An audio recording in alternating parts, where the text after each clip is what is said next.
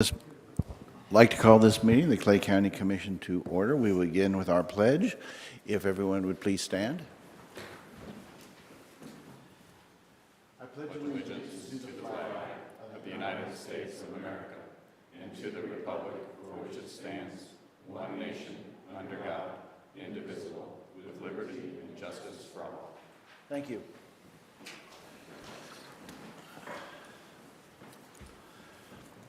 Please call the roll. Commissioner Nolte? Here. Commissioner Thompson? Here. Commissioner Carpenter? Here. That brings us to approval of the agenda. Is there a motion related to the approval of this afternoon's agenda? I make a motion to approve the agenda as printed. Motion's been made for the approval of today's agenda. Discussion? Seeing none, you will recognize to close. I close. Please call the roll. Commissioner Thompson? Yes. Commissioner Carpenter? Yes. That brings us to public comments. Are there any members of the public present who would like to comment at this time? Seeing none. That brings us to our immediate action agenda. Is there a motion related to our immediate action? Unless you wanted, did you want to speak on it at all, Administrator? I'd be happy to introduce. I'm sorry, I the- kind of skipped That's right through. all I'm kind of anxious to get out before the weather goes south on us. Please So go I'll right talk ahead. fast. There are 6 items before you on immediate action. Item number 1 is approval of the meeting minutes from October 26th at 6 p.m. Resolution 2022-432 is approving invoices from December 9th to December 15th in the amount of $2,541,556.86 for 477 invoices. Resolution 2022-431 is approving an agreement with Replica Incorporated and certain municipalities in Clay County for access to analytical data. Ordinance 2022-44, which is in the airport fund. This is a reallocation of one line item to another in the amount of $90,000 to purchase fuel at the airport for resale. Resolution 2022-434 is authorizing the county to be a signator on the evidence collection and sampling agreement between Lehman Construction and OSHA. And the final item is Resolution 2022-435, authorizing the auditor to create the Fund 280 titled National Opioid Settlements. Very well. Are there any questions or comments from the commission on our immediate action agenda? Not for me. Thank you. Is there anyone wishing to speak on this agenda, these agenda items? Seeing none, is there a motion related to the immediate action agenda? Yes, Commissioner, I move that we approve the immediate action agenda as printed. A motion's been made for the approval of the immediate action agenda. Discussion? Seeing none, you are recognized to close. I close. Please call the roll. Commissioner Carpenter? Yes. Commissioner Thompson? Yes. That brings us to our regular agenda. The first item under that agenda is 2022-433. Administrator?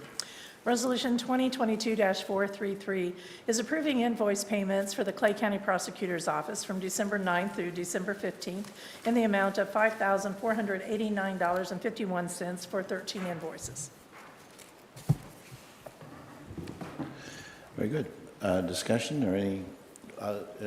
We ask for approval on both the items under regular agenda today. Thank you. That's what I want to get to.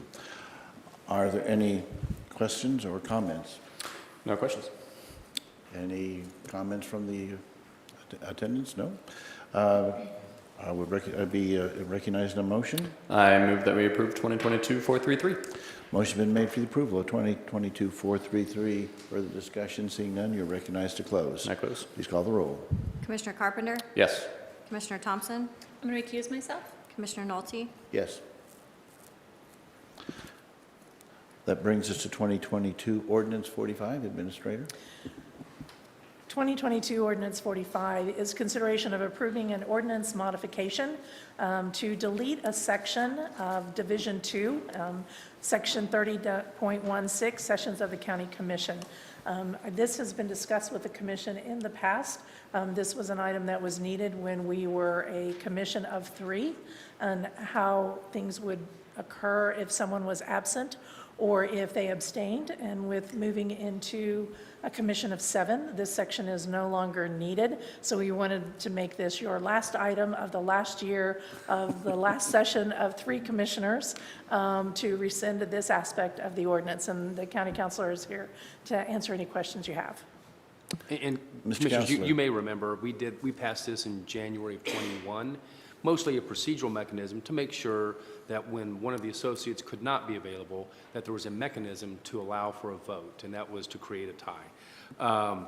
At the time that we passed it, I told you, December of '22, see me, and we're going to repeal this, because when we have the full commission, we won't need it anymore. So that's where we are. No, I appreciate that, and you're right. This is possibly one of the last vestiges of what was necessary for a 3-person commission. The new expanded commission that we are going to be taking on makes this rather a relic. So certainly that is something that we need to clean up. And like you say, last thing in the last meeting was probably appropriate. Are there any questions or comments from the other commissioners? No questions. No questions. I'm just a little bit transported back in time to January of 21. It was I know. a different time, but here we are at the end of The world has 2022. turned. Yeah. The world has turned. Is there a motion related to 2022 Ordinance 45?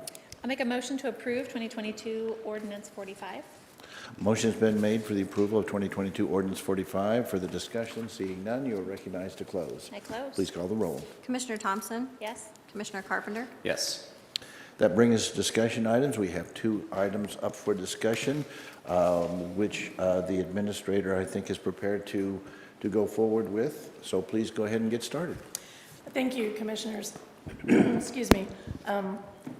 As you may recall, last Wednesday went to a rather lengthy meeting, and what we had planned at the end of the meeting was the 3rd budget workshop for the 2023 proposed budget.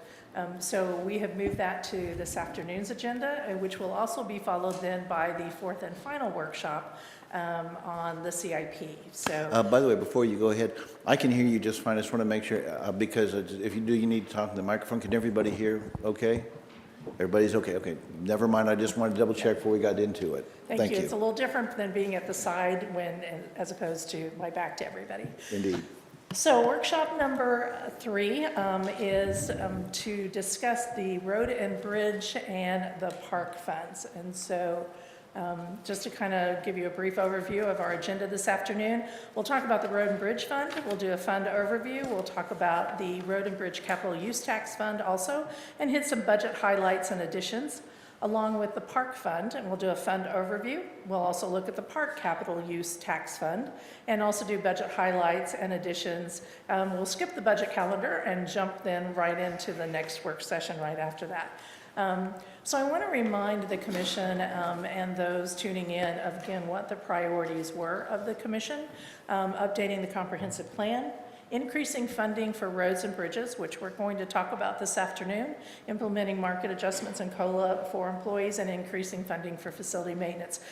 So today we're really going to highlight what is being proposed for roads and bridges and meeting the commission's priorities. So this chart should look a little familiar. I show it with every major fund. This is the organizational chart for the county come January 2023, and highlighted and identified where our highway department, road and bridge, falls in the organizational structure. We have 31 full-time employees assigned to road and bridge, and that is 6% of the county workforce is in our highway, road and bridge department. Again, very similar, trying to keep the same format of our major funds that you have seen. So what this chart provides to you is a budget comparison of 21 adopted, 22 adopted, and the 23 proposed budget for road and bridge. The total proposed authorized budget for road and bridge is $10.9 million. And the operating is 10.1. And I think the most significant, going back to your priorities, is the change difference in this budget authorization is a 28% increase. Really trying to focus in on our roads and our bridges. And so we'll talk about that as we go through this highlight. Again, very similar. This particular chart, this slide has the revenue sources identified, and you'll see in the pie chart, we'll start at the upper right, which is the general sales tax. So this again is the countywide general sales tax that is identified and authorized to go directly to the Road and Bridge Fund. And that is 7.2% of the countywide general sales tax is going to Road and Bridge. And that makes up then 24% of the revenue for next year's proposed budget. We also get funding from the state for motor vehicle sales tax. Also, there is the property surtax that makes up 5%. And the largest revenue source for Road and Bridge is the property tax. There is a, a specific mill levy that is identified specifically for Road and Bridge and goes directly into this fund. That mill levy rate is 0.0697 cents, and that represents 39% of the revenue for next year. We also then get funding from the state for motor fuel tax sales. There's some miscellaneous, and then we're also proposing in this budget that 21% come from reserves. The chart on the right-hand side then shows you the major revenues and tries to give you historical information of 2020 actual, 21 actual, what we're estimating for 2022, and then what we're proposing in 2023. And so you can see here that many of them are somewhat similar in nature. The general sales tax, the transferred amount for 23 is the same amount that we started and we approved in 2022. You'll see, we've gone up a little bit in motor vehicle sales, slightly down in surtax. Our property tax for Road and Bridge is up slightly due to growth. And then the motor vehicle fuel tax is basically the same. The largest one I want to draw your attention to is the miscellaneous. You might notice there's a big change in number there from 2.4 million in 2022 to 164,000 in 2023. So in 2022 is reflective of the county getting BRO grant money from the state to do our bridge projects. As you know, we've done 3 bridge projects. So those revenues were received in 2022. And as we go along, that's one of the reasons you saw us recommend utilizing reserves. That's following into reserves. And so our goal is to continue to reuse the same money, which normally I say you can only spend it once, but in this particular case, we do actually have a strategy, a long-range plan of trying to reuse that money over and over and get reimbursed for BRO on our bridges. And so we'll talk about that in a little bit as we talk about the capital projects. So when we look at the operating budget of 10.1 million for Road and Bridge, you can see that personnel is 25% of it. Contractual is our largest category at 46%, commodities at 15%, and then our capital is at 14%. Again, you have a chart that gives you actuals in 2020 compared to 21, to our estimated in 22, and then our proposed in 2023.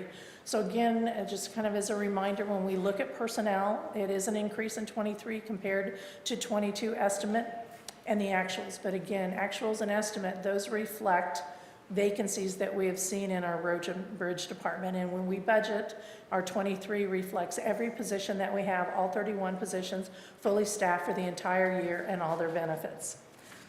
You can see contractual and commodities are estimated to go up. Part of that is due to inflation, and also part of it is due to contractual obligation that is impacting our contractuals. And we'll talk about that in a couple of slides later. But the main thing you'll also see is our capital took a significant jump, going from $244,000 in 2022 to over to $1.4 million. Again, working towards doing improvements on our bridges, and that includes a design of a bridge, and it also includes our bridge maintenance program that we'll talk about a little bit more. Excuse me. Road and Bridge, the fund actually has different departments. And so I wanted to show you how that operating budget breaks down by the different departments. And one department is our contractual obligation on the special road district, city and special road districts. And you can see by this pie chart, that is 42% of our operating budget is meeting our contractual obligation to special road districts. 8% goes to benefits and insurance for our employees. There's less than 1% going out to debt service. You see administration costs are 4%, and then our own budget for our own road maintenance for our roads out in the unincorporated area is 32% of our budget. 14% is in grant account, and that's really where we're placing the bridge money and trying to track that design so that we can utilize that and get reimbursed, and hopefully a future project with BRO to get reimbursed. So we've allocated those funds in that particular category. But I want to spend a little time on the 42% on special road districts. I thought it's important, since that is our largest expenditure and our largest category, to kind of show for the commission what the historical aspect of those contractual obligations have been. So you see here a chart showing that this is continuing to increase year after year. I would say that on average, it's about an 8% increase annually for the past 5 years. That's about $280,000 a year. We're seeing an increase in that obligation. So we've gone from 2019 at 3.1 million to our estimated in 2023 of 4.2 million. And so that's about a 36% increase in those years. Yes. Yeah, I just wanted to, although I'm sure I know the answer, just to kind of confirm this, and that is, right now, absent some other event happening, that trend will be continuing into the future in your estimation? That's correct. And basically, it's because of how the contract obligation is structured, that it's based on, assessing growth in the county. So as the county continues to grow, our obligation and the transfer of those funds to outside agencies such as special road districts and municipalities is going to continue to grow. Does that also reflect in the 42, I think you said 42% of the budget? Will that remain at 42% of the budget, or do you anticipate that becoming an increasing portion of the budget as we go forward? It certainly can become an increasing portion of it because, again, it's going to depend on how the revenue flows in, right? And so, and how much we can send to the Road and Bridge Fund. While Road and Bridge, the largest revenue is from its dedicated mill levy, we actually also send sales tax to it. So as that continues to grow, if the mill levy doesn't go up in proportion with our obligation, then we have to send more of the general sales tax over to Road and Bridge to meet that obligation, or to even increase what we want to do on our own roads and bridges out in the unincorporated area. So it is, when we get a little bit later into budget forecasting, I will say this is one of our challenges and how we need to look at some solutions. Yeah, I didn't want to dig down too deeply, but I just wanted to raise that point just on a broad level so we can dig down a little bit later on that. Correct. That is not going away, and it's not really going to go down. So it's going to continue to increase. So that was the Road and Bridge Fund, but we also have another revenue source for our roads and bridges, and that's the Capital Use Tax Fund. So again, Use Tax Fund is internet sales tax, and the county has internet sales tax of 7/8%. And historically, what the county has done is divided that equally into thirds. We have 3 capital accounts. One is Road and Bridge capital, one is park capital, and one is general capital. I will say in 2023, we are proposing to send more than 1/3 to this fund to do additional deferred maintenance on our roads and bridges. So we're proposing that 39, almost 40% of the use tax go to Road and Bridge, with the other remaining being divided up between general and parks. So what you see here again is a typical format of what was adopted in 21 and in 22, and the proposed in 23 is $5 million total authorized, and that's a 54% change from 2022. And you'll see the operating budget is 4.6, almost 4.7 million, compared to this year of 2.9. And so you'll see that as we talk about what are some of the projects that we're proposing and how to spend those funds on road and bridge. So the revenues for the Capital Use Tax Fund, again, the majority of that, 68% of it, comes from the use tax. We have less than 1% that comes from interest. We also have that transfer that you've seen historically coming out of the TIF fund that we are putting back into a specific fund, so it's about 2%. And then we're recommending 30% of reserves to be utilized for projects. When you look at the expenditures, the coming out of the Capital Use Tax Fund for Road and Bridge, 21% of that is contractual. And that is reflective in debt service payment that goes from here into the debt service fund to pay previous projects and principal and interest on outstanding debt. And then the majority, as you will see, is in commodities, which is our funding for our asphalt program, our chip and seal, and our seal coat program. So when we combine it all, right, we have the Road and Bridge Fund, and then we also have the Road and Bridge Capital Use Tax Fund. The budget for roads and bridges is 15.6, almost $15.7 million. That's 14% of the countywide operating budget. And the chart on the left kind of shows you visually where the funding comes from. So 65% of that is from Road and Bridge. 5% of it is from our general capital to help with equipment costs. And then 30% of that, it comes from the use tax, Road and Bridge Use Tax Fund.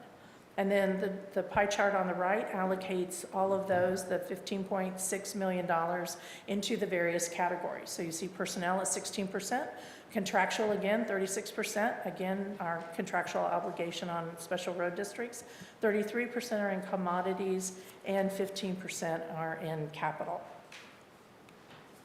So I want to hit a couple of highlights and investments in our road and bridge. The first one is the design of the Stocktail Bridge. We're recommending $775,000 be used out of the Road and Bridge Fund. This is preliminary design work that we believe will help us in preparation to apply for BRO application for 2024 for construction of this particular project. Again, trying to maximize our investment, our local dollars, and hopefully get a match from the state where we can be reimbursed and continue to put that money back into bridges. The purpose of this bridge will increase the weight limit, not only for farm traffic, but also large trucks. We're recommending $600,000 out of ARPA funding to do culverts, that would handle, we estimate to be about 4 culverts that could be replaced with the ARPA funding. Our asphalt program. So we're recommending $1.7 million be utilized for our asphalt program that will come out of the Road and Bridge Capital Use Tax Fund. We estimate that this will be anywhere from 8 to 10 linear miles of doing a mill and 2-inch of overlay. Now that is conditioned upon whatever kind of prices we get next year and what fuel costs are doing and what the price of asphalt is. But certainly doing mill and overlay extends the life of our asphalt roads and also our chip and seal roads. We're also recommending $952,600 out of the Road and Bridge Capital Use Tax Fund for our preservation road maintenance program.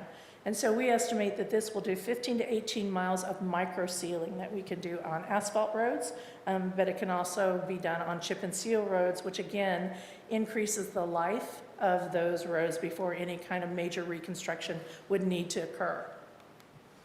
And then we have our chip and seal program, which again comes out of the Capital Use Tax Fund, estimating that to be about $990,000. And we think that will do somewhere between 22 to 25 miles of chip and seal road.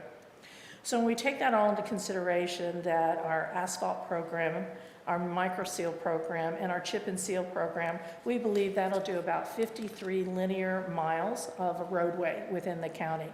That will be touching 14% of the county's roads. And in comparison, this year, we were only able to work on less than 5% of our roadway. So this is a significant investment in increasing the amount of road work that can be done in 2023. We're also recommending $773,150 be utilized out of the use tax fund for our equipment replacement program. It will replace 3 single axle dump trucks along with a double steel roller and also a pad foot roller, which are needed in our maintenance programs. Questions about Road and Bridge? No questions. We seem to be up to speed with you. Thank you so much. Please continue with Parks. Okay, then we'll go to Parks. So this again is our organizational chart, and we've highlighted in orange again the location of our Parks personnel on this particular chart. We have 42 full-time employees that are in our Parks Department, and that's 8% of our total employee population. Looking at the park fund, you again see what was adopted for 21, 22, and what is being proposed in 23. So the authorization amount is $7.2 million, with the operating being $6.7 million. This is a 3% increase over the adopted 2022 budget. As we look at revenues, we kind of wanted to look at them in two different ways. So the pie chart on this slide that is on your left is actually operating revenue. So you can see again, general sales tax, there is an allocation that goes directly directly into parks on the general sales tax. That represents about 1.4% of the countywide general sales tax, and that makes up 9% of the revenues of operating revenues next year. Park also gets a small amount from the surtax, which represents about 8% of the revenue. The largest revenue source for our park operation are in fees, which is 51%. We have 21% from leases that we do primarily in the marina. We also have retail sales where we resell items, including fuel at the marina. And then we have commissions that we receive for 2%. So our operating revenue for the park is about $4.7, almost $4.8 million. The chart on the right shows you the funding sources to fund the proposed budget of $6.7 million, which are all the operating revenues, plus also utilizing some reserves of basically would be 29% of the revenue. As we look historically at major fund revenue sources for the park, we kind of give you historical on the general sales tax, also the property tax, which is the surtax, what we see in fees, what we see in leases, and what we see in retail sales, and what we're proposing in 2023, which again, in 2023, we, after discussion and with the staff, have taken a very conservative approach. You'll see some of these numbers jumped up significantly, and that was due to COVID. In 20, 21, and 22 to some degree, we've saw a huge increase in activity of our parks during COVID, but we're actually starting to stabilize and kind of going back to pre-COVID operations and activities, and so we've kind of backed down those revenues based on that information. So you look at the operating budget of $6.7 million, 48% of that is in personnel. Takes a lot of individuals to maintain our parks. Contractual is 35%. Located in that particular category is also our contractual labor that we hire during our peak seasons at parks. Commodities is 17%, and then there's zero in capital proposed in 2023. And so the chart on the right gives you, again, actual historical information with regard to those categories. Personnel is the very same thing. Our actuals and our estimate is reflective of vacancy savings, and in 23, we're fully funding all positions for the entire year. Contractual and commodities are up, primarily because of inflation, but contractual, I would say, is up a little bit more inflation, and that's reflective of contracts for contract labor, and so we anticipate that we will be paying more next year for our contract labor to help us during parks peak season.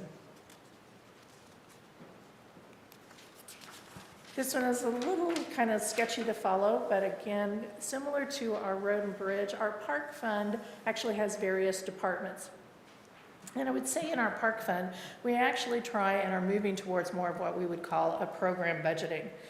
So literally each program has its own budget.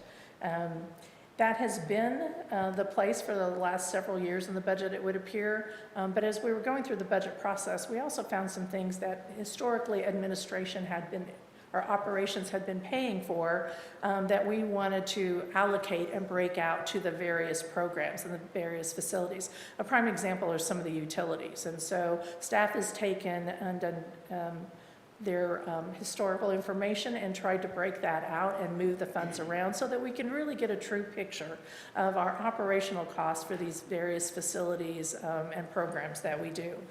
So you can see, again, administration is 5%, fee collection is a category, it's 9%. Our largest division budget is operations, and then we get into all the various programmings, whether it's Paradise Point, Camp Branch, the golf course, is 17%, so it is, after operations, it is the largest budget that we have in the park fund. And then we have our historical sites, from James Bank to the farm to Ferris Farm. And so we're continuing to look at that and analyze costs associated with our programs. Like the Road and Bridge, Parks has its own capital use tax fund. So you see here again the proposed budget, authorized budget of $3.6 million. It's a 5% increase, with operating being at $3.4 million.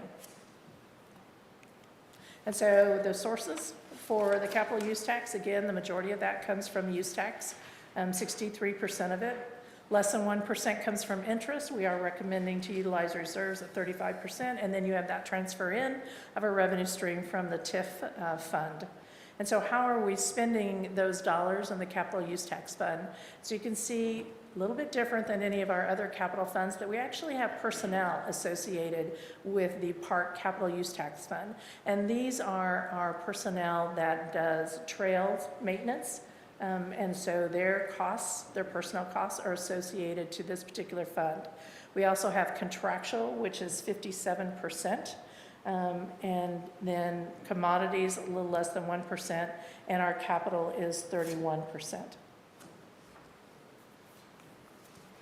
Again, if we combine both the park fund and the parks use tax fund, the budget for parks is $10.1 million, and you can see that 66% of that comes from the park fund and 34% of it comes from the park use capital fund.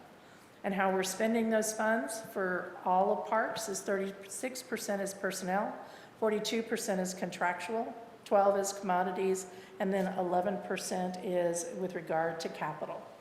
Now in capital, we have some routine maintenance for our parking lots. We also have some routine maintenance in that number to do paver replacement at the docks, but I also want to highlight some of the other projects that we have planned for the parks. So in the park fund, we're recommending $115,000 for mowers for the golf course. This would replace 7 of our mowers with 4 T-mowers and 3 fairway mowers. This helps reduce our operating costs when it comes to aged equipment. Also, I would say that technology has improved when you're buying specific mowers to do the type of work that you have to do on a golf course. We're also recommending $385,000 out of the capital use tax fund. This is to start a repair and replacement program or improvement program for deferred maintenance on our cart paths and also on the bunker restoration. So this is just phase 1. You'll see this in the 5-year CIP plan. But doing work on our cart paths will certainly increase cart and pedestrian safety, along with reducing any potential damage to our mowers going over the paths. Also, we've not deferred maintenance on bunkers, and so this is a program that we're starting to do restoration to the bunkers at the various holes on the golf course. Breaking this out, it's $385,000 total. We're recommending $160,000 would be spent on the cart paths, $210,000 would be on the bunker phase, and then there's a small amount, $15,000, that would be for sod and restoration that would have to be done. We're also recommending out of the capital and use tax for parks $65,000 to install and meet the electrical needs for the pump and force main at Crows Creek. Also $30,000 for the park office renovation phase 2 to complete that project. We're also recommending $50,000 from the park capital use tax fund to upgrade the fuel pump system.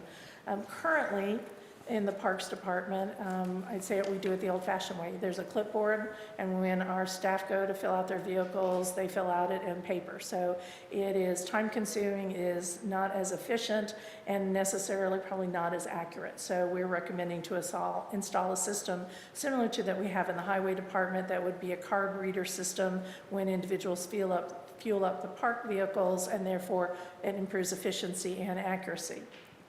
We're recommending $120,000 out of the park capital use tax to replace 2 pontoon boats and 2 fishing boats that we rent through Camp Branch Marina.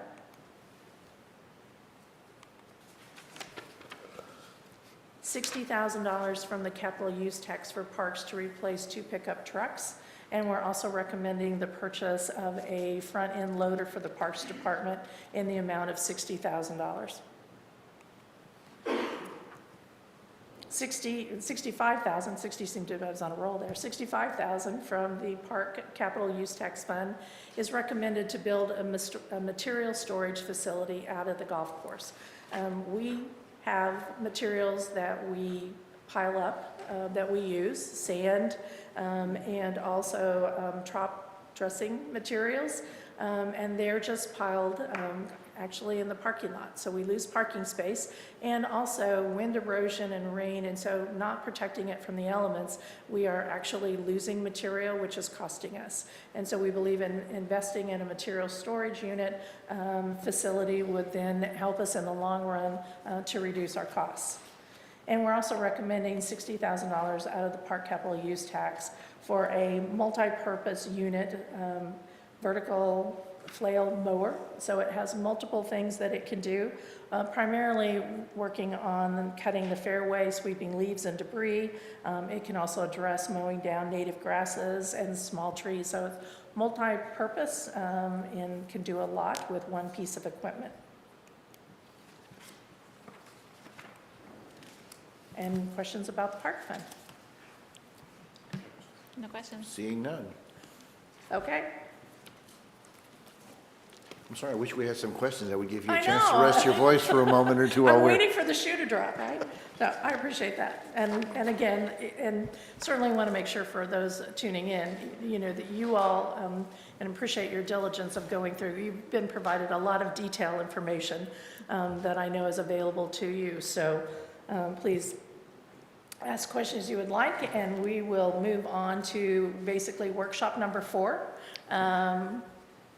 Which I'm going to give Mike a second to bring up the additional PowerPoint. And we are working on our technology, and we hope to have all of that up fairly soon for all of you. So our last workshop is a little bit different, where we want to talk about the capital improvement program and some budget forecasting.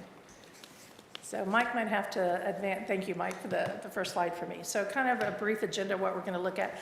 So I want to revisit the capital projects, the program that is in the 2023 budget. We've talked about them primarily as we've gone through and talked about our major funds, but just want to hit those again, answer any questions that you may have. And then I want to talk a little bit about the 5-year capital improvement plan. I don't believe that the county has really sat down and actually put together a 5-year capital plan before. And so just a little bit about that. It is a plan. So you're not really officially adopting it. You're not really officially spending any money with it, but it is a plan that we use in long-term financial planning and forecasting. It will be reviewed every year when we go through the budget process. So a year from now, we'll be talking about what capital is in the 2024 budget, and then we will be looking at the 5-year plan, which would be 2025 through 2029. Things move around. It is a plan. So you may see a project that we currently are proposing might be done in 2025 or 2026, but something happens, and so next year we may say there have been situations that has changed. It is now moved up on the priority, and you may see it in 2024. So it is a fluid document, but it helps us prepare. It helps us look at long-term forecasting. So just kind of wanted to set the stage for that. We'll also talk a little bit about forecasted budgeting and some of the challenges of the future and things that the commission may want to have further discussion on to talk about long-term financial goals and objectives. So the 2023 CIP, so what's in next year's budget, the proposed amount is slightly less than $21.8 million. And so you see on this chart, I've given it to you information by program type and also by funding sources. So we'll start a little bit with about the program type. And so kind of start midway, you'll see, you know, debt service. So there is an obligation coming out of our capital and some of our funds to go to the debt service fund to pay principal and interest on projects that have already been completed. We have leases in the amount of 4%. We will show you a little bit later on in some slides, but a lot of our very large equipment that we have for highway, we actually lease those pieces of equipment. Then we have equipment purchases, we have park projects, we have facility projects at 39%. That's a little bit of inflated because of one particular project, and so we'll talk about that when we get to the slide. Road maintenance is 17%, and then bridges 7%, and stormwater 3%. So if you look at road maintenance, bridges, and stormwater, which is typically what we think of when we talk about our roads and bridges, 27% of next year's CIP is actually going to be spent on road and bridges and stormwater. The chart on the right is actually the revenue stream on where the funding comes from for the capital program in 2023. So the first three kind of to the right is the capital use tax for general, the capital use tax for road and bridge, and the capital use tax for parks. Again, those are our use tax funds, and that actually represents 58% of the revenue to fund our CIP program for 2023. Then we have some funding that comes from other sources. So the airport fund is slightly less than 1%. Road and bridge fund is 7%. Law enforcement, again, less than 1%. And then a significant amount of money is ARPA funding. 35% from our capital projects comes from that one-time revenue that we are investing in some of our projects. So I kind of grouped the projects together by category for 2023. So we'll start off with road maintenance, and we really just kind of talked about this, so it's kind of, you know, it would have been a refresher because if it was last week, but we just talked about it a minute ago. But what you see here again is for our road maintenance program, you know, the asphalt program, the seal coat program, and the chip and seal. So total is $3.7 million coming from capital. Then you see bridges. We have the Stockdale Bridge Engineering Design for $775, and then we have our bridge maintenance program, so $1.4 million on bridges. And then for stormwater, we're recommending $600,000 coming from ARPA to do stormwater projects. I know this gets a little tiny, and it's even going to get tinier, and I apologize for that, but we also provided to you all an actual document of, so you can maybe get a better look at some of this information. At the top of this chart is our park projects, and so we're recommending a total of $745,000 in park projects. We really just went over those just a minute ago. And then the next category is projects and facilities. And we've talked about these when we talked about the general fund, when we talked about facilities, when we talked about law enforcement. Some of those are in the group home, some of those are at the courthouse, some of those are in the detention facility. And that total is $8.5 million. But also it should be noted, because remember on the pie chart I said facilities is a large percentage. A lot of that is in one particular project, and that is the Law Enforcement Resource Center at $6.9 million coming from ARPA funding, one-time funding.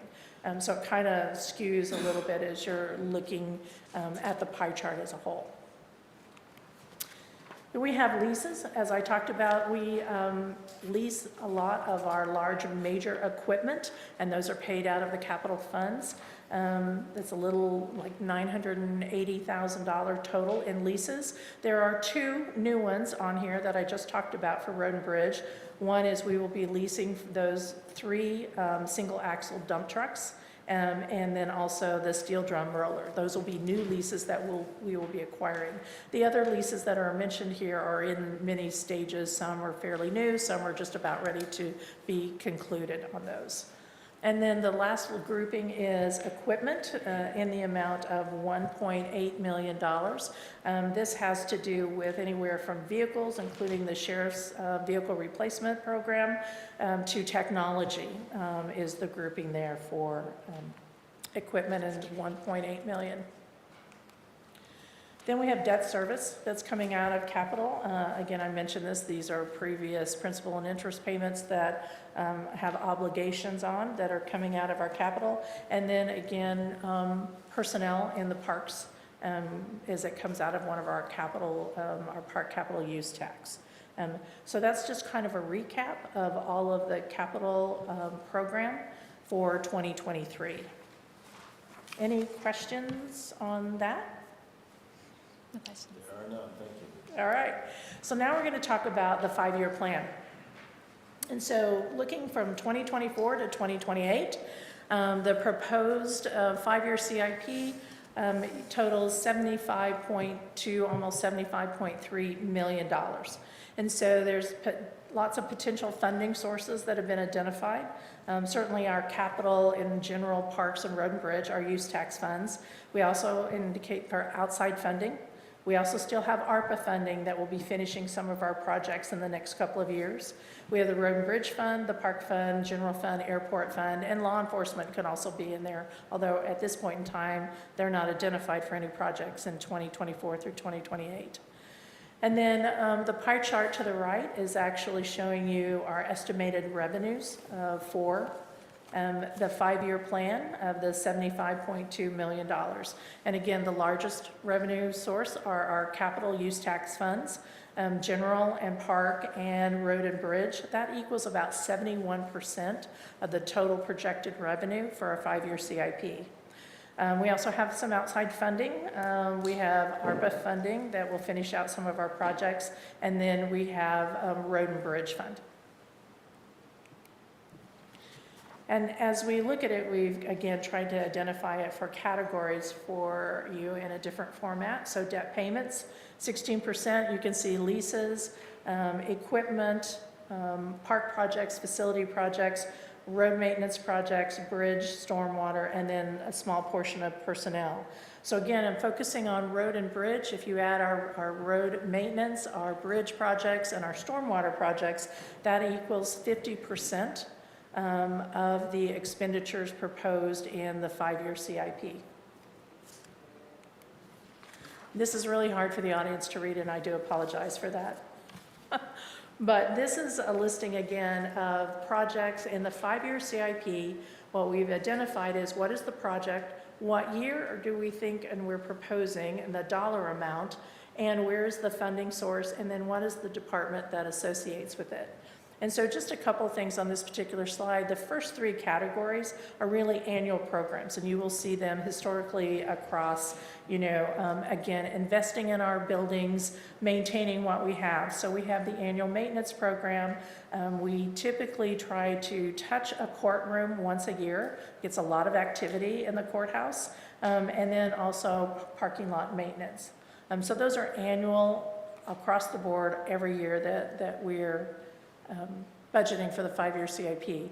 We also have another one I want to draw your attention to that's currently proposed for 2024, and that is doing a facility study, a needs assessment study for the detention center. We've had some discussions, and I know the sheriff has had discussions about what are the needs, what is the future of the detention center, and so we're recommending to do a facility study in 2024.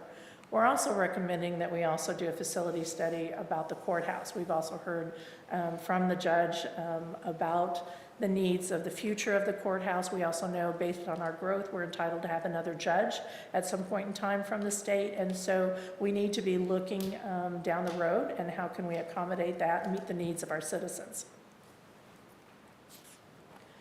This actually totals about $4.1 million over the five-year plan for our facility projects. Then we did the same thing with our park projects. Again, it's a little better, a little larger here to see.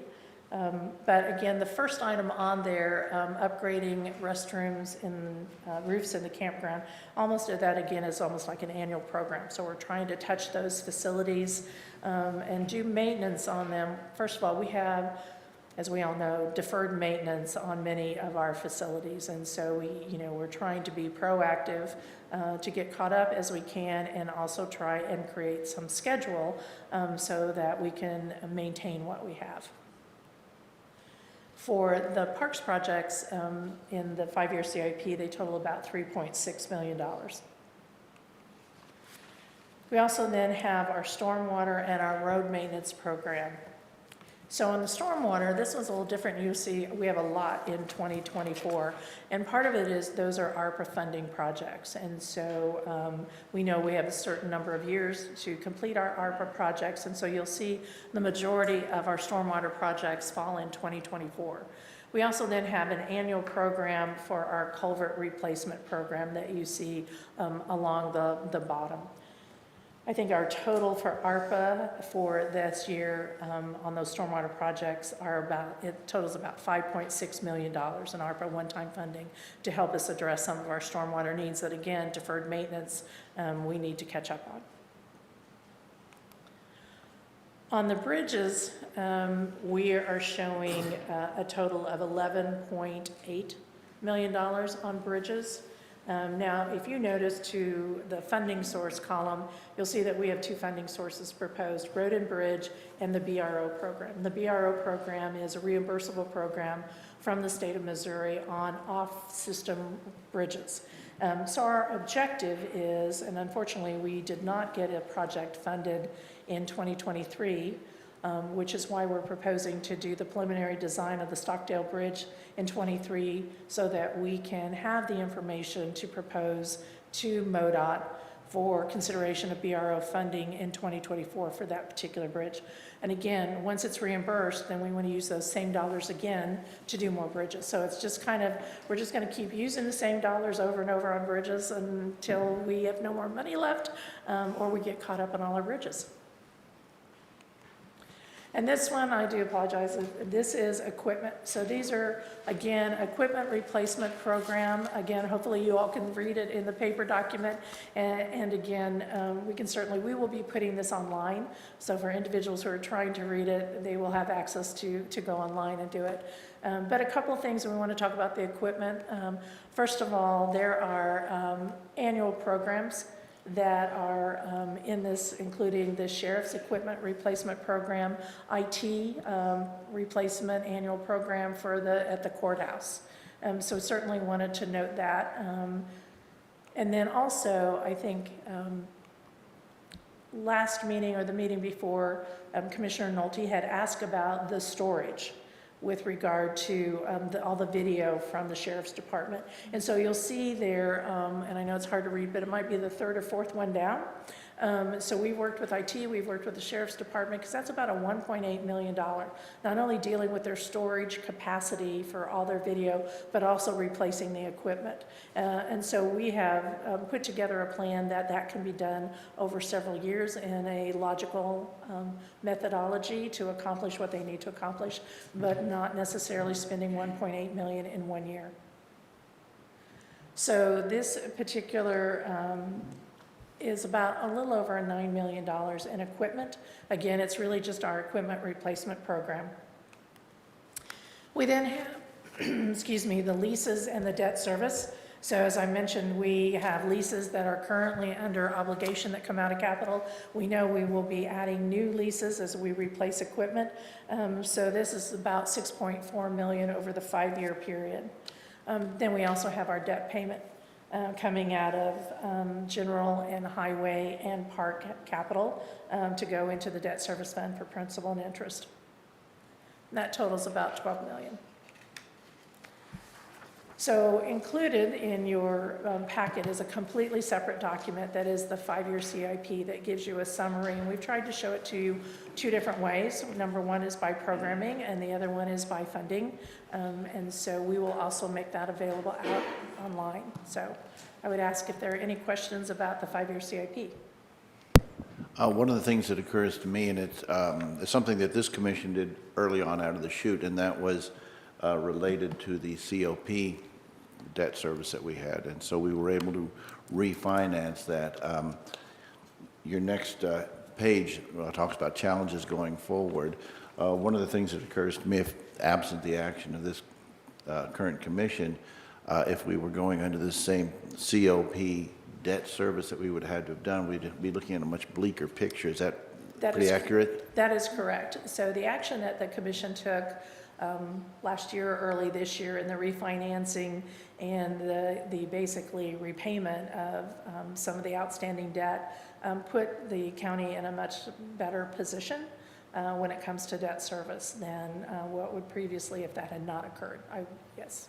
Because sometimes, I guess the reason I bring that up is because as we look forward to, what our obligations are, what we need to do and what our debt service obligations are, sometimes it gets a little easy to be a little gloomy about it when you see what the challenges are before us, but I think it's important to realize that, that we have been able to limit that, and it could be much, much worse, and, you know, hopefully by using those same kind of cooperative techniques, especially with the expanded commission, I am, while it's, you know, can be a little daunting when you look at it, I think that the commission is able to rise to the challenge of some of those issues that you've outlined. So just wanted to point that out, and also express my gratitude to the associate commissioners for the hard work they did when it came to solving that part of it. And it's still a long ways to go, and we still have a lot of hard work to do.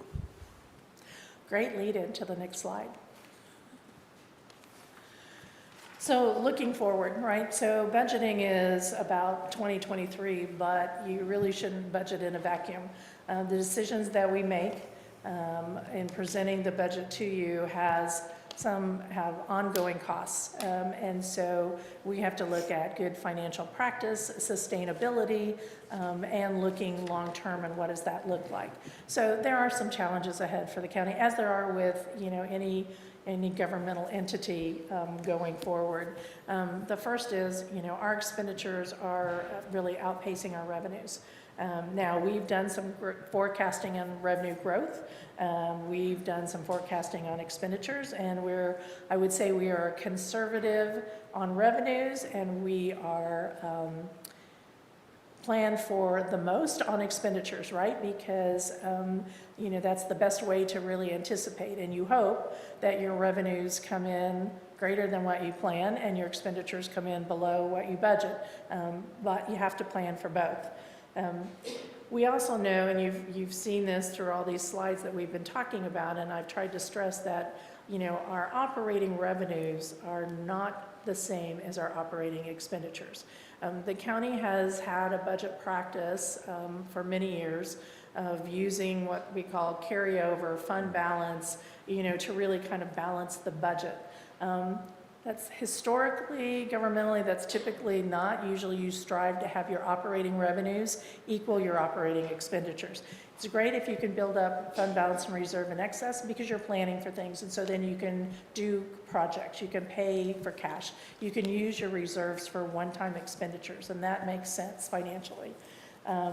We have, and you'll see some slides here, we've done very well over the past several years. Revenues came in higher than what we anticipated, and our expenditures were well below budgeted many times. A lot of that had to do with vacancy savings, that we didn't have personnel.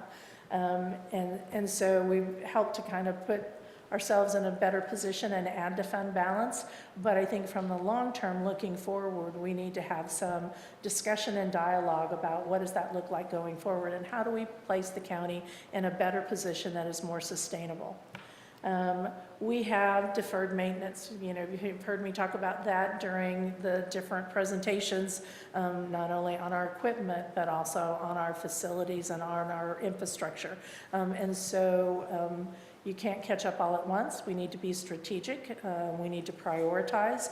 But in the long run, you know, we know that we have substantial needs out there. In addition, we have some major projects considerations on the horizon. We talked about the detention facility and what are the needs going forward as a growing county. What about the courthouse going forward? Also looking at and doing a compensation and classification study for employees. We have proposed different aspects and cost of living adjustments and pay plan adjustments presented to us by office holders and funded those. But it's also would be in the county's best interest to step back and really do a comprehensive compensation and classification study to make sure that we not only are meeting external equity, that we can retain and recruit quality staff, but we also have internal equity between all the different departments and all the different divisions. So with that being said, just to kind of give you a foundation, because we've done some forecasting, and so this slide just kind of gives you some information about what is our proposed major revenues, and this is a county-wide. And we've kind of kept that same assumption going forward. And so what are the projected growth for, what do we think sales and use tax are going to do? What do we think property tax is going to do? You know, fines and fees. So our major categories, we've kind of looked at historical. And I will say COVID has kind of put things a little out of the norm. We are starting to see things go back to pre-COVID. And so we've tried to take all those into consideration and looking at trend analysis on what we're seeing on revenue growth. And so we've kind of, again, it's a prediction. Hopefully it's, you know, some maybe better than, you know, sometimes our weathermen have done, but it truly is based on just analysis and data, but it is a starting point for us to look at forecasting. We also did the same thing with our expenditure categories, so personnel, contractual, commodities, capital, and then other expenditures. Again, looking historically and putting in some trend analysis on what kind of growth we're going to see or anticipate to see for the different categories. I will say in 2024, if you look at the projections, you'll see some significant swings, specifically in contractual and in capital. And a lot of that goes back to a lot of one-time money that we have in 2023 and that we've had in 2022 that, you know, with between ARPA and bond money that we're not going to see in the future. And so we, you know, basically reduce that in our projections for 24 and then going forward. So it kind of explains the large swing there. So we've kind of provided charts to help from a visual perspective. We started with countywide, and then we have looked at the various major funds. So this is on a countywide basis, and so you'll see some actuals that we have for, you know, 2019, 2020, 2021, 2022 is our estimate, our proposed 23, and then going forward. And so just if someone's looking at this, the red line represents expenditures, the blue line represents revenues, and then the blue bar represents fund balance. And so, you know, there are some anomalies that we want to, you know, draw attention to. First of all, in 2022, you know, fund balance is estimated to grow, and part of that is we're projecting that our revenues are going to exceed our expenditures. In 2021, we saw that our overall for the county, total expenditures were greater than our revenues, and so you saw, you know, fund balance come down. But as you forecast out and beyond 23, but 2024, 25, and 26, again, those are utilizing our assumptions in revenues and expenditures, and it's also utilizing our trend line on what we have actually seen occur between budget and actual.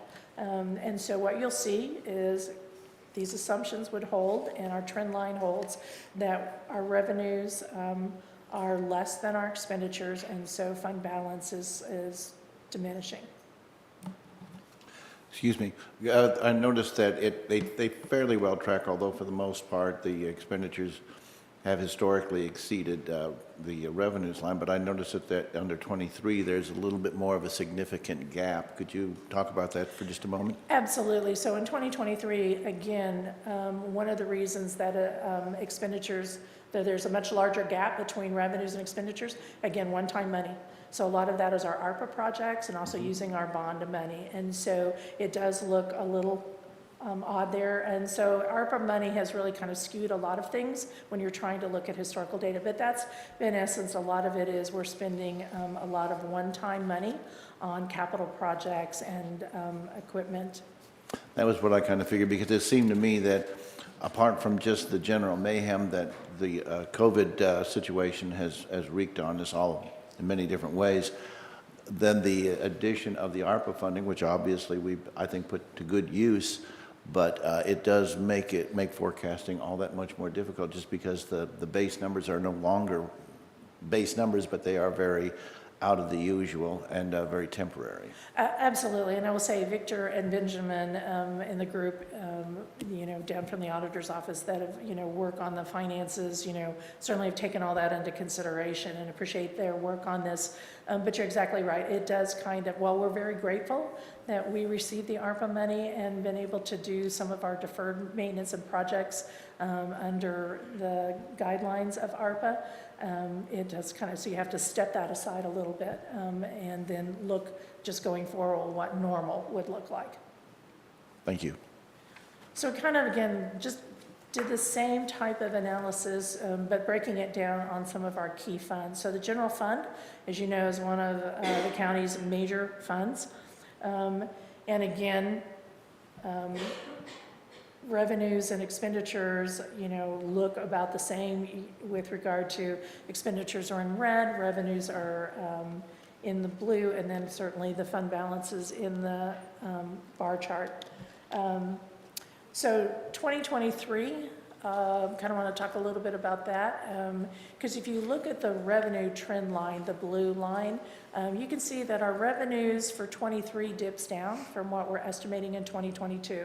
And so I think we've talked about that during the budget processes. We've really taken a conservative approach with regard to forecasting, is there a recession? What will the recession be? How long will it last? And while our sales taxes come in very strong in 2023, it was primarily early in the year when we're looking at these last few months compared to sales tax of the prior year, we're actually seeing a reduction from last year. And so again, trying to use a crystal ball, you start looking at data and analysis and trends. And so this is our forecast at this point in time. And this is something that you continually look at and evolve. So, when I show you this to you next year, 25, 26, and 27 may look completely different than what we're seeing now. So, but it's something that is good fiscal management we need to keep our eye on and continue to monitor. So law enforcement is a little bit of a different major fund that we have. Because the majority of the law enforcement, its funding really comes from general sales tax and the general fund. There is a dedicated law enforcement sales tax, but it is a small percentage of the revenues. It's my understanding that several years ago, the decision was made not to keep a fund balance in law enforcement fund. Revenues equal expenditures, and that really we need to account for having a fund balance, a reserve for the costs of law enforcement in the general fund, because it's basically the major funding source. So these are things that I would suggest as we move forward with the commission to talk about a fund balance policy and what does that look like. And so this could be up for discussion again. If the commission is comfortable with, again, the general fund accounting for fund balance, or whether law enforcement should have a small fund balance, because they do have their own dedicated revenue when it comes to the law enforcement sales tax. But those are things that can be up for discussion, and as we move forward, we will be talking about having the commission look at and come together with a cash management policy, a fund balance policy, and what should we be striving for. So again, what are those goals from the commission on the financial condition of the county and how we move forward. The park fund is another one of our operating funds. Again, while you saw the county-wide one, now when you start looking at the funds, they're all a little bit unique in how COVID had an impact. So if you look at the park fund, you'll see revenues were far above expenditures for several years. In 2021, 22, and primarily it's because we saw a tremendous amount of activity in our parks, in the campgrounds, at the lake, and so revenues were higher than we'd seen before, sometimes all-time highs. But again, we're starting to see more pre-COVID activity be the norm now, so we've brought that back down, which is what you see here. But I will say, if you look at this particular fund, just looking at our projections, the gap between revenues and expenditures going forward is a greater gap. And so you see fund balance actually dwindle and actually go into the negative. Now, I would say to you, we will never bring to you a budget that is in the deficit. So this is just a forecast. We would never bring to you a budget where we did not have funding to actually operate whatever the proposed budget is. But again, from a forecast perspective, we'll have to look at doing some things differently, and different revenues, different costs, different programs, whatever that looks like, so that we don't have this particular situation. And the Road and Bridge Fund. So again, remember that the majority of the Road and Bridge Fund comes from our mill levy, but is also subsidized with the general sales tax. So again, you can see revenues in 2022 exceeded our expenditures. And then you can see in 23 proposed, we're dropping those revenues back down. Again, recognizing the fact with COVID.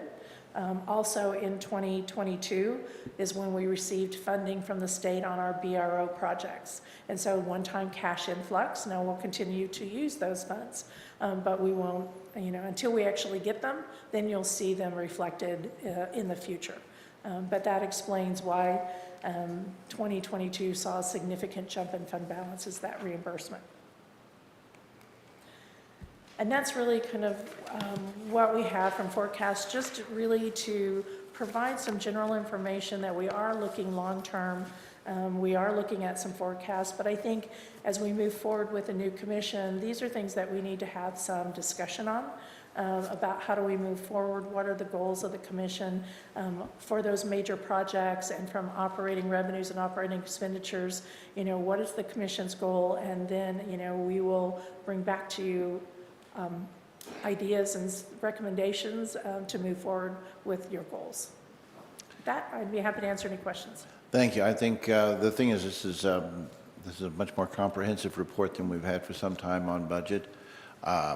Give us a better understanding. I think, particularly when you're talking about forecasts and 5-year plans, that is something that, with the expanded commission, we can really start on in earnest. I think what we've done up to this point with the 3-member commission has been a good start, and we've sort of set a precedent for how it is we're going to go forward on this thing. And now when we become 7, I think that's going to allow us to drill down a bit more on the planning, and there's a little more predictability from the commission, because we'll start to kind of get a better feel for it as we go. So I certainly appreciate the initial work and the work that you've done so far, and I think we're really headed in the right direction as far as how it is we approach budgeting. I've said it before, and I don't want to be too repetitious on it, but forward planning has not been something we've exactly put a premium on here as far as county government goes, so I am happy to see that we are going in that direction. I think with when you talk about the challenges that we do face, that kind of planning and that kind of forward thinking is going to make it much easier for us to take up those challenges and to deal with them in a positive way. So I think the framework of what we're doing here and the ability for us to be better informed and more aware of where we're going as a county is going to do nothing but make this process a much more productive one. Anything for the other commissioners? I think you covered it, Commissioner. So yes, no, thanks. Once again, thanks again for putting it together. Very good. So just to revisit. Oh, yes, I'm sorry, I didn't mean to jump in there. That's okay. I know, the weather's ticking, right? So again, just to kind of recap on our budget calendar. So tonight concludes the 4th workshop. And so we will then do a recap on January 4th with the new commission and start having some dialogue. And again, the budget will need to be adopted by January 30th. This presentation, along with the true 5-year CIP plan, we will actually have out on the website with all our other workshop documents for the public. And again, we encourage, well, apparently I don't have that slide. We encourage everybody to, again, go to the website, provide any information. We have an email address if they have questions about the budget. We are also been posting information on Facebook, so certainly want to encourage the public to become engaged in our budget process. And that address is, of course, claycountymo.gov. Yes, thank you. Sometimes when I'm out and about a little bit, I'm always reminded, don't forget to say the website. So I've been had it kind of drilled into my head a little bit, so there we are.